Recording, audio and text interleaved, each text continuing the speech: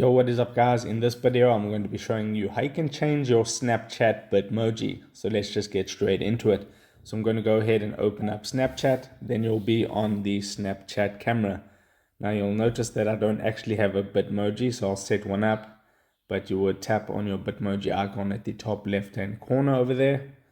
And then you would, if you don't have a Bitmoji, create your avatar by tapping create avatar. Then I'll just say create new, so I'll just create one real quick. Okay, so I just created a random Bitmoji real quick. Now to actually change this, just tap anywhere on the Bitmoji and you'll see these menu options that pop up right over here.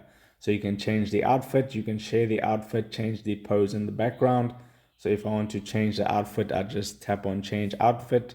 Then you can select from any one of these outfits. So I'll select that one right there. Then tap on save. And you can see the outfit has now changed. You can change the pose and the background. So let me just choose this background right over here. And you can see that's changed. And you just need to go into each step and change it. So I can change the pose as well. Hit save. And that has changed. So that's the process of how you can change your Bitmoji on Snapchat. If this video helped you out, don't forget to drop a like onto it and subscribe for more, and I'll see you in the next video. Take care.